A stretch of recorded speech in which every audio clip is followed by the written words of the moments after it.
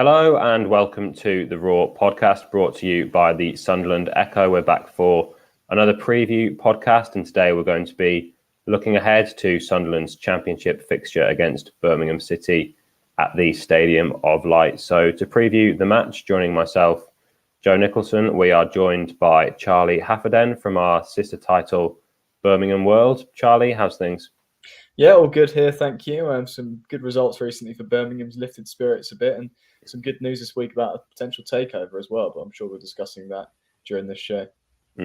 Yeah, just looking at Birmingham's results just before we started the podcast today. So they're 17th in the league table, and you can maybe forgive them for thinking they've not got a lot to play for, but just looking at their last four results anyway, they haven't lost for the last four games and have only conceded one goal in those games, winning two and drawing two. So how would you say the mood kind of is at Birmingham heading into this game at the Stadium of Light?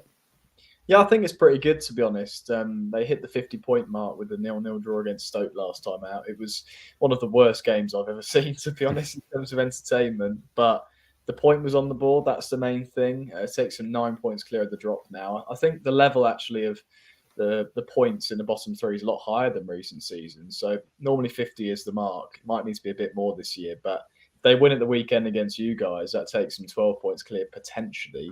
But I think they're already safe, to be honest with you. I think it's now kicking on. There's plenty of teams worse than them, and just trying to impress fans before the end of the season. It's been an up and down season, to say the least. Started it really well. We're actually in the top half briefly, ahead of you, and looking pretty good defensively, especially after the World Cup. Things really tailed off, but then picking up some form again now, which is great to see. Yeah, obviously, you say it's been an up and down season. I think a lot of people at the start of the season were kind of predicting Birmingham to be one of the sides that could get relegated. John Eustace came in the summer and was a bit of an unknown in terms of a manager, but looks like he's done a pretty good job. So how would you kind of assess the job that he's done, and what's his kind of style of play, and what can we expect to see at the Stadium of Light? Yeah, he's a local lad, so I think that was one of the main thinkings behind it. Was quite a rough and ready defender as well during his playing days, mainly for Watford, but the Birmingham affiliation helping out there, I think. And tactically, he's quite versatile, really. Sometimes it's a 3 at the back or a 5, whatever way you want to call it, with some wing backs. Sometimes it's a 4 back. He does change kind of every game, really, depending on the personnel available. Unfortunately for Blues this season, they've had so many injury problems that they've been forced into trying out different formations. They had a period a couple of months ago where they lost 9 out of 11 games. We're looking like they could be in trouble again. Suddenly got a good result against Swansea City with 2 very late goals. Then they beat local rivals West Bromwich Albion. But if it wasn't for that, they would have been in big trouble. But it was just that trying out new things that helped them, and Eustace has been a big part of that. Financially, they've not really had the funds to go out and make some big signings this year. It's all been kind of loan players they've relied on, especially in defence. So, yeah, it depends on the personnel, but at the moment they've got a fairly fit squad and they're ready to go to push on. Just looking at the latest team news, I think there was 2 doubts that he said from, Dion Sanderson and Troy Deeney are back in training from what I've read. So Dion Sanderson, obviously a player that Sunderland fans will know well. So what's kind of the latest on them, and do you expect them to be in the squad for the game on Saturday? I think it'll be a bit too soon, actually, for a reunion with Sanderson, unfortunately. Although you'd probably like to see him. But at the same time, you probably don't, because he's a good player. He's someone who would be able to cause you problems. Set pieces as well. He's got a couple of goals this season. I think he scored 2 in one game, actually, back in October or November time. So he is a real threat from set pieces. But it's probably a bit too early for him. John Eustace, a few months ago, thought that it'd probably be the end of Sanderson's season with quite a nasty back injury. But he is back now. He's back in training. I just think that he needs a bit longer on the grass to get back to full match fitness. Maybe next weekend will be the game we see him back. And it's a similar story for Troy Deeney. He's had a hamstring problem for a couple of months. Obviously, at the tail end of his career now, he's lost a lot of pace. He's had loads of injury problems. But I think his involvement as captain as well has been more off the field and in the dressing room. So even though he probably won't be in the match day squads, he'll still be at the game, no doubt, and he'll be offering the support to the lads. Other than that, Gary Gardner, quite a versatile central midfielder mainly. He's been in and out of the team with injuries. I think match fitness-wise, he's not going to be available. But other than that, which feels weird to say, Birmingham have got a fairly available squad, which this season's not been the case too much. Yeah, Sunderland still have quite a few injury issues, and they're going to have a lot of injury issues till the end of the season. Quite a lot of players have been ruled out till the end of the season. But just on Sanderson, a player that since he was on loan at Sunderland a couple of seasons ago, he's been linked with moves back to the club, and he's obviously had a couple of loan spells. Now at Birmingham on loan from Wolves. I think he's got about 2 years left on his contract at Wolves. But what's the situation with him, and do you think he could sign for Birmingham permanently? Well, I also report on Wolves as well as Villa, as well as West Brom. Quite busy in the Midlands. He's a player that Eustace really wants. The fans have grown quite a connection with him. 2 short loan spells. This season's been a bit longer. Of course, spent some time with you as well last season. He is a great player. He would start in the team. He'd know that he'd have guaranteed game time. At Wolves at the moment, even Nathan Collins, who signed for £25 million, can't get in the starting 11. Someone like Totti Gomez is now coming through and getting some game time. I don't see Sanderson doing that. So whether it's another loan deal, yet another, I'm not sure. I think he probably wants to sign permanently now somewhere. But if it's in the Midlands still, at least it's not too big of a change for him if he wants to do another loan move. But they're definitely going to try Birmingham. It depends on whether the takeover can happen or not, I think. Yeah, I'm just looking. He's 23 now, so he's probably at a stage where he maybe needs to go and play regularly rather than being at a Premier League club and being loaned out to consistently to the Championship. But he's not a player that doesn't sound like he's going to feature on Saturday. But you mentioned a couple of the Birmingham players there, but who are the other kind of key players to watch out for that make this side tick and that will be important for the game on Saturday? Yeah, I think Austin Trusty, another loanee from the Premier League, came in from Arsenal. He's played most games this year. A couple of months back, had an injury where he was sidelined, I think hamstring, for a few weeks, and he was really missed. But he can play either at left back, as a left of a 3, or at left centre back. He's been really solid. Recently, actually, Mark Roberts, who over previous seasons been really crucial to Birmingham, then tailed off with injuries himself. He's come back in and he's been solid. 3 clean sheets in the last 4 for Blues, and one of the key reasons behind that is a little partnership between Mark Roberts and Kevin Long. So I think defensively is where you'll be worried, because Birmingham have shut out quite a lot of teams of late. Going forward, though, you're probably quite relieved to hear that there's not much going on. Any goals that are scored are normally lumping it up to Lukas Djukovic up top, and maybe the likes of Reda Kadra and Tahith Chong on the wings picking it up. But going forward, it's far from inspiring, I will be honest. I wish it was more inspiring as a team, that, as a journalist that watches the team most weeks. But no, I think defensively is where they're strongest. Yeah, Djukovic, he got the goal against Sunderland. It was a 2-1 back in November when they played at St Andrews. And just looking at the records, as I said, in the last 4 games, only conceded 1 goal, winning 2 and drawing 2. So how do you think they will set up at the Stadium of Light? Will it be a case of putting men behind the ball and just trying to hit Sunderland on a counter-attack? We've seen, particularly last season when Sunderland in League One and over the years when they were in League One, that teams would come to the Stadium of Light, try and waste time where possible, try and hit teams on the break, nick a goal and defend their way to the win. Do you think that's how Birmingham could play? Will that be to their strengths? I think it probably will be. They might as well stick to what they're knowing at the moment. They've had the odds snatch and grab of late where they might not have much of the ball, but they've gone away and got a result. I think they're actually better when they've got less possession, Birmingham. Otherwise, they're just going side to side and backwards and they run out of ideas. Whereas if they're on the counter-attack a bit more, then they can go on and use a little bit more speed. And someone like Reda Kadra has been quite key to that since coming in on loan from Brighton. Didn't quite work out from at Sheffield United earlier in the season, but I think that's just because there was too much competition. Here he can kind of have a bit more freedom, not have too much pressure on his shoulders, and he can enjoy himself a little bit more. So he might be one to watch on the counter-attack, but I would expect it to be a case of counter-attack, Birmingham absorbing the pressure where they can. But looking at your record, actually, recently, you've not been great defensively. And when I watched the game against Hull, the 4-4, very dramatic game, that one. You did look very open at the back. So...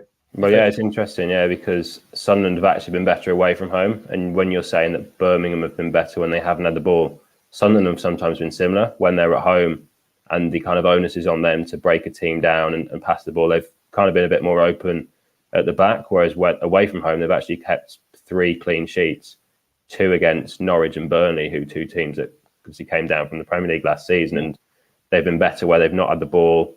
They can be kind of more organised and disciplined defensively, and they can almost be the team that hit teams on the break. So it's interesting that Birmingham as well, maybe that suits them. So I expect with Birmingham, their defensive record, Sunderland will probably see more of the ball again, and it's now trying to find the right balance at home to get the results as well. But do you think it'll be a 4-2-3-1 for Birmingham, how they'll line up? I thought you meant the scoreline then. It's definitely not going to be. No. Well, it's definitely not going to be 4 goals for Birmingham. We saw the last time at the Stadium of Light it was 4-4, so I wouldn't rule it out. Yeah, I'd probably rule it out based on what I've seen over the recent weeks from Blues. But I imagine it would be a 4 at the back. Yeah. He has kind of hinted this week that he might experiment a bit more towards the end of the season. Now they've hit that 50-point mark. But I think they will just stick with it. With 3 clean sheets in the last 4, they will, and especially in an away game, a tough place to go, the Stadium of Light. Even in your current home form, it's still tough at the end of the day. So they probably will stick with that. A 4-2-3-1's what they've done the last couple of weeks. Sometimes he goes through a little bit more of a diamond, a bit more central. But I think it probably will be a 4-4-2. I did put a predicted 11 earlier out. I think it was something like John Ruddy in goal, obviously. Maxim at right back. The partnership I mentioned of Kevin Long and Mark Roberts at centre back. Trusty at left back. Bielik, he's been really good on loan from Derby at the base of midfield. And then it's kind of been changing between the likes of Hannibal Medjbury, Juninho Bakuna, Alfie Chang. They've got loads of options. That second central midfield is a bit tricky. But then typically Kadra on the wides, Djukovic up top, and then maybe George Hall as well. You've probably heard about him. He's a very good he came on in the game at St Andrews, didn't he? He looked really quick. I think Mowbray mentioned him in his press conference. He's effective, actually. You can play right, you can play centrally, you can play attacking midfield. He'll probably be attacking midfield, and then maybe Bakuna out on the right. Because Chong wasn't very good last time out. When he got the ball, he looked sloppy. He's quite hot and cold, but really it could be a combination of any of that lot. But up front will be Djukovic, I imagine. Scott Hogan, who's actually, I think he's still top scorer. Yeah, I was just looking before. He's got 10. He's top scorer. He hasn't fired at all in 2023. He just can't catch a break, Ken Hogan. He got dropped a few weeks back. And I remember I put a predicted 11 out saying he needs to be dropped, and everyone was having a go at me. Then he was, and now everyone can see it, I think. He just hasn't shown anything. He's in the channels, that's his job. But I think it's been a bit more effective having someone like Djukovic there who can nod it down to the wide men. But really, there is a lack of creativity at the moment. But that's just what's going to happen. They've not had the funds to bring in more exciting players. So it's what to expect, isn't it? And just finally, you mentioned that you'd seen a bit of Sunderland this season and watched some of the games recently. How do you think then the two sides will match up, and where do you think the key battles will be where the game could be won and lost? I think Amad Diallo's a real threat. Yeah. Also, Gelhardt as well. He's on loan, isn't he? He's on loan from Leeds, yeah. He looked pretty good when I've seen him recently on telly. So he struggled. He struggled when he first came in, but the last game he started against Hull, he got his first goal at the Stadium of Light, and he looked lively when he came on against Cardiff the other day. It's just been difficult for him because he's come in and had to replace Ross Stewart, and they're just completely they're different players. And he's been asked to play the role that's obviously a big void to fill with Stewart being injured.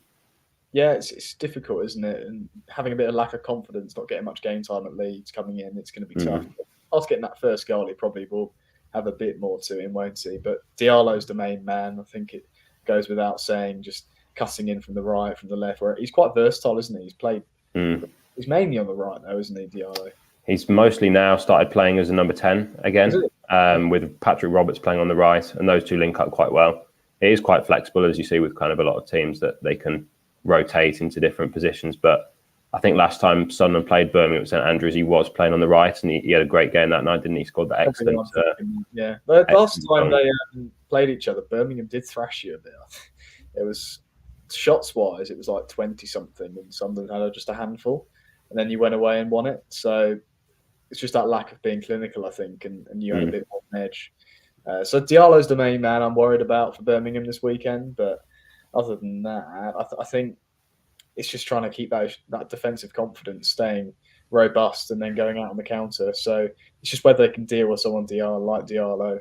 Bielik, again, if Diallo is in that number 10 position, you'd expect Bielik to probably have him on toast physically. It's just whether he can catch up with him, because he's not the fastest of midfielders.